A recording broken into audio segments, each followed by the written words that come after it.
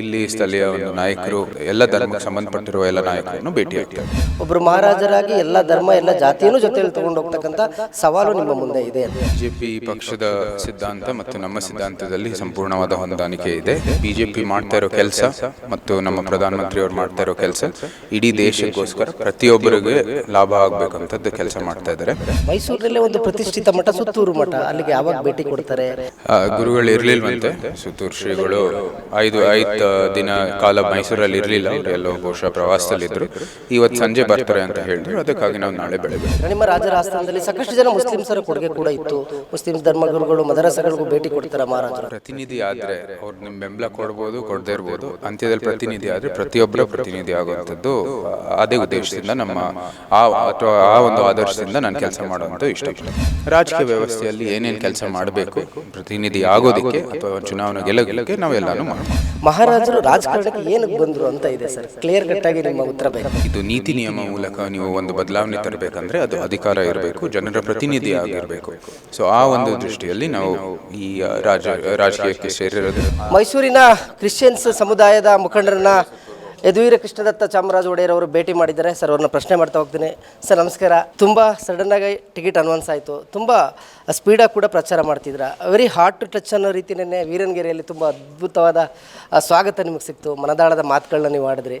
ಯಾಕೆ ಅಲ್ಲಿಂದನೇ ಪ್ರಾರಂಭ ಮಾಡಿದ್ರಿ ಪ್ರಚಾರನ ಅಂತ ಹೇಳಿ? ಇಲ್ಲ, ಕ್ಯಾತ್ಮಾರನಹಳ್ಳಿ ನಮ್ಮ ಅರಮನೆಗೆ ಭಾಳ ಒಂದು ದೊಡ್ಡ ಸಂಬಂಧ ಇದೆ. ಅವರೇ ನಮ್ಮ ಬೆಟ್ಟದಲ್ಲಿ ಎಲ್ಲ ತೇರು ಎಳೆಯೋ ಹಕ್ಕು ಮತ್ತು ಅನೇಕ ಪೂಜೆಯ ವಿಧಾನಗಳಲ್ಲಿ ಅವ್ರಿಗೆ ಹಕ್ಕಿದೆ. ಸೊ ಅದು ಭಾಳ ಭಾವನಾತ್ಮಕ ಸಂಬಂಧ. ಅದು ಒಂದೇ ಅಲ್ಲ, ಪ್ರತಿಯೊಂದು ಕ್ಷೇತ್ರಕ್ಕೂ ಬರುವಂಥದ್ದು ಯೋಜನೆ ಇದೆ. ಆ ಥರ ಏನಿಲ್ಲ, ಒಂದು ಜಾಗದಿಂದ ಪ್ರಾರಂಭ ಮಾಡೋದಂಥದ್ದು ಏನು ಯೋಚನೆ ಇಲ್ಲ. ಅದು ಇವಾಗ ಸ್ಟ್ರಾಟಜಿಯಲ್ಲಿ ಸೂಕ್ತ ಅಂತ ಅನಿಸ್ತು. ಇಲ್ಲೇ ಮೈಸೂರಿಂದನೇ ಶುರು ಮಾಡಿ ಮುಂದೆ ಹೋಗ್ತೀವಿ. ಅದಕ್ಕೆ ಮುಂಚೆನೂ ನಾವು ಮಡಿಕೇರಿಗೆ ಹೋಗಿದ್ವಿ. ಮೈಸೂರು ಬಂದಿದ್ದ ದಿನಾನೂ ಕೂಡ ಕಾರ್ಯಾಲಯ ಮತ್ತು ಅನೇಕ ಒಂದು ಚಟುವಟಿಕೆಯಲ್ಲಿ ಭಾಗಿಯಾಗಿದ್ವಿ. ಅದಾದ ನಂತರ ಮಡಿಕೇರಿಗೆ ಹೋಗ್ಬಿಟ್ಟು ಪುನಃ ಮೈಸೂರು ಬಂದ್ಬಿಟ್ಟು ಈ ಕಾರ್ಯಕ್ರಮ ಆಯಿತು. ಈಗೆಲ್ಲರೂ ಇಲ್ಲಿ ಸ್ಥಳೀಯ ಒಂದು ನಾಯಕರು ಮತ್ತು ಎಲ್ಲ ಧರ್ಮಾಧೀಶರು ಎಲ್ಲ ಧರ್ಮಕ್ಕೆ ಸಂಬಂಧಪಟ್ಟಿರುವ ಎಲ್ಲ ನಾಯಕರನ್ನು ಭೇಟಿ ಆಗ್ತಾ ಇದೆ. ಯಾಕಂದರೆ ಈಗ ಆದಿಚುಂಚನಗಿರಿ ಮಠಕ್ಕೂ ಹೋಗಿದ್ದೀರಾ, ಬೆಳಗ್ಗೆ ಗಣಪತಿ ಸಚ್ಚಿದಾನಂದ ಆಶ್ರಮಕ್ಕೂ ಹೋಗಿದ್ದೀರಾ. ಮೈಸೂರಿನಲ್ಲೇ ಒಂದು ಪ್ರತಿಷ್ಠಿತ ಮಠ ಸುತ್ತೂರು ಮಠ, ಅಲ್ಲಿಗೆ ಯಾವಾಗ ಭೇಟಿ ಕೊಡ್ತಾರೆ? ಯದುವೀರರು ಹೋಗ್ತಾರಾ ಇಲ್ವ? ಯಾಕಂದರೆ ಒಂದು ಸ್ಥಳದ ವಿವಾದದ ಬಗ್ಗೆ ಅರಮನೆ ಮತ್ತು ಸುತ್ತೂರು ಮಠದ ನಡುವೆ ಒಂದಷ್ಟು ಗ್ಯಾಪ್ ಆಗಿತ್ತು. ಇದು ಈಗ ಚುನಾವಣೆಯಲ್ಲಿ ನೀವು ಕೂಡ ಅಭ್ಯರ್ಥಿ ಆಗಿದ್ದೀರಾ. ಯಾವಾಗ ಭೇಟಿ ಕೊಡ್ತಾರೆ ಏನು ಅನ್ನೋದು ಒಂದು ಚರ್ಚೆ ನಡೀತಾ ಇದೆ. ಅದು ನಿಮ್ಮ ಗಮನಕ್ಕೆ ಬಂದಿದೆಯೋ ಇಲ್ವೋ ಗೊತ್ತಿಲ್ಲ, ಮೀಡಿಯಾ ಗಮನಕ್ಕಂತೂ ಬಂದಿದೆ. ಯಾವಾಗ ಭೇಟಿ ಕೊಡ್ತಾರೆ ಏನು ಅಂತ? ಗುರುಗಳು ಇರಲಿಲ್ವಂತೆ, ಸುತ್ತೂರು ಶ್ರೀಗಳು ಐದು ದಿನ ಕಾಲ ಮೈಸೂರಲ್ಲಿ ಇರಲಿಲ್ಲ, ಅವರು ಎಲ್ಲೋ ಬಹುಶಃ ಪ್ರವಾಸದಲ್ಲಿದ್ದರು. ಇವತ್ತು ಸಂಜೆ ಬರ್ತಾರೆ ಅಂತ ಹೇಳಿದ್ರು, ಅದಕ್ಕಾಗಿ ನಾವು ನಾಳೆ ಬೆಳಗ್ಗೆ ಹೋಗ್ತೀವಿ. ಯಾಕಂದರೆ ಈಗ ಅಪ್ಪರ್ ಕಮ್ಯುನಿಟಿಲಿ ಒಂದಷ್ಟು ಮಠಗಳಿದೆ, ಅದೇ ರೀತಿ ದಲಿತ ಸಮುದಾಯ, ವಾಲ್ಮೀಕಿ ಸಮುದಾಯ, ಸಾಕಷ್ಟು ಮಠಗಳು ಕೂಡ ಇದೆ. ಎಲ್ಲ ನಮ್ಮ ಅರಮನೆ ನಡೆದೀನಿ. ಎಲ್ಲ ಸಮುದಾಯಗಳು, ಜಾತಿ, ಜನಾಂಗ, ಧರ್ಮ ಎಲ್ಲರ ಜೊತೆನೂ ಒಂದು ಒಳ್ಳೆ ಸಂಪರ್ಕ, ಒಂದು ಒಳ್ಳೆ ಇದು ಸಂಬಂಧ ಇದೆ. ಸೊ ಅದಕ್ಕಾಗಿ ನಾವು ಅದನ್ನ ಎಲ್ಲೆಲ್ಲಿ ಹೋಗಬೇಕು ಅಂತ ಎಲ್ಲರನ್ನು ಭೇಟಿ ಮಾಡೋದು ಸಮಯಕ್ಕೆ ನಾವು ಹೋಗಿ ನನ್ನ 10 ಜಾಗದಲ್ಲಿ ಒಂದೇ ಕ್ಷಣಕ್ಕೆ ಇರ್ಬೋದು ಅಂದರೆ ಮಾಡ್ತಾಯಿದ್ದೆ, ಆದರೆ ಅದಾಗಲ್ಲ. ಸೊ ಸಮಯಕ್ಕೆ ಅವ್ರಿಗೆ ಅನುಕೂಲ ಆಗೋಂಗೆ ನಾವೆಲ್ಲ ಕಡೆನೂ ಹೋಗ್ತೀವಿ. BJPಯ ತತ್ವ ಸಿದ್ಧಾಂತಗಳೇ ಬೇರೆ, ಮಹಾರಾಜರಾಗಿ ನಿಮ್ಮ ಪರಂಪರೆನೇ ಬೇರೆ, ಎರಡೂ ವಿಭಿನ್ನವಾಗಿದೆ. ಸೈದ್ಧಾಂತಿಕವಾಗಿ ನೀವೊಬ್ಬರು ರಾಜರಾಗೂ ಕೂಡ ನೋಡ್ತಾ ಇದ್ದಾರೆ, ರಾಜರ ವಂಶಸ್ಥರಾಗೂ ಕೂಡ ನೋಡ್ತಿದ್ದಾರೆ, ಮತ್ತೊಂದು ಕಡೆ BJP ಅಭ್ಯರ್ಥಿಯಾಗೂ ಕೂಡ ನೋಡ್ತಾ ಇದ್ದಾರೆ. ಈಗ ಎರಡೂ ಸವಾಲು ನಿಮಗೆ. ಸೈದ್ಧಾಂತಿಕ ವಿಚಾರಧಾರೆಗಳನ್ನು ಜೊತೆಯಲ್ಲಿ ತೊಗೊಂಡು ಹೋಗಬೇಕು, ಒಬ್ಬರು ಮಹಾರಾಜರಾಗಿ ಎಲ್ಲ ಧರ್ಮ ಎಲ್ಲ ಜಾತಿಯನ್ನು ಜೊತೆಯಲ್ಲಿ ತೊಗೊಂಡು ಹೋಗ್ತಕ್ಕಂಥ ಸವಾಲು ನಿಮ್ಮ ಮುಂದೆ ಇದೆ ಅಂತ. BJP ಪಕ್ಷದ ಸಿದ್ಧಾಂತ ಮತ್ತು ನಮ್ಮ ಸಿದ್ಧಾಂತದಲ್ಲಿ ಸಂಪೂರ್ಣವಾದ ಹೊಂದಾಣಿಕೆ ಇದೆ. ಈ BJP ಮಾಡ್ತಾ ಇರೋ ಕೆಲಸ ಮತ್ತು ನಮ್ಮ ಪ್ರಧಾನಮಂತ್ರಿ ಅವರು ಮಾಡ್ತಾ ಇರೋ ಕೆಲಸ ಇಡೀ ದೇಶಕ್ಕೋಸ್ಕರ ಪ್ರತಿಯೊಬ್ಬರಿಗೆ ಲಾಭ ಆಗಬೇಕಂತದ್ದು ಕೆಲಸ ಮಾಡ್ತಾ ಇದ್ದಾರೆ. ಪ್ರತಿಯೊಬ್ಬರಿಗೆ ಒಂದು ಹಿತರಕ್ಷಣೆಗಾಗಿ ಕೆಲಸ ಮಾಡ್ತಾ ಇದ್ದಾರೆ. ಅದೇ ರೀತಿ ಮೈಸೂರಿನಲ್ಲೂ ಕೆಲಸ ಮಾಡಿತ್ತು. ಸೊ ಅದಕ್ಕಾಗಿ ಇದು ಸಂಪೂರ್ಣವಾದ ಹೊಂದಾಣಿಕೆ ಇದೆ, ಅದರಲ್ಲಿ ಏನು ಸಮಸ್ಯೆ. ನಿಮ್ಮ ರಾಜರ ಆಸ್ಥಾನದಲ್ಲಿ ಸಾಕಷ್ಟು ಜನ ಮುಸ್ಲಿಮ್ಸರ ಕೊಡುಗೆ ಕೂಡ ಇತ್ತು.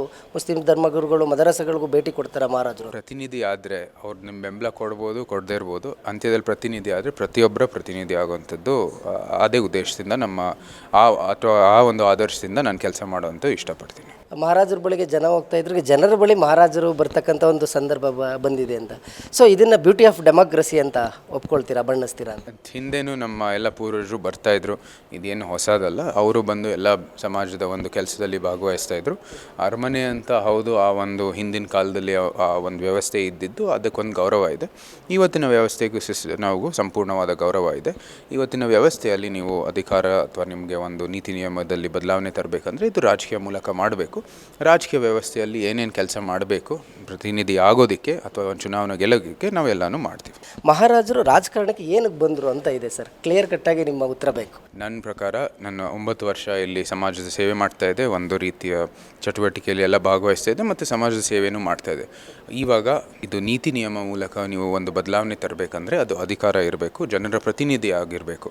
ಸೊ ಆ ಒಂದು ದೃಷ್ಟಿಯಲ್ಲಿ ನಾವು ಈ ರಾಜಕೀಯಕ್ಕೆ ಸೇರಿರೋದು ಮತ್ತು ನಮ್ಮದೇ ಆದ ಒಂದು ಜೀವನ ಅಥವಾ ಒಂದು ವೃತ್ತವನ್ನು ಸೃಷ್ಟಿಸುವುದಕ್ಕಾಗಿ ನಾವೇ ಒಂದು ಮುಂದುವರಿಬೇಕು ಈಗಿನ ವ್ಯವಸ್ಥೆಯಲ್ಲಿ.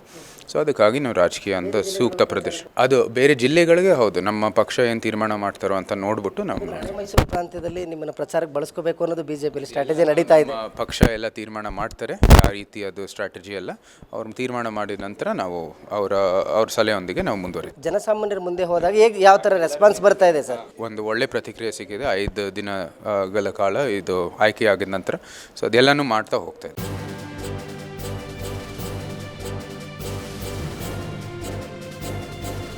ಇದು ಮಾನವೀಯ ಸಂದೇಶದ ಜನವಾಹಿನಿ.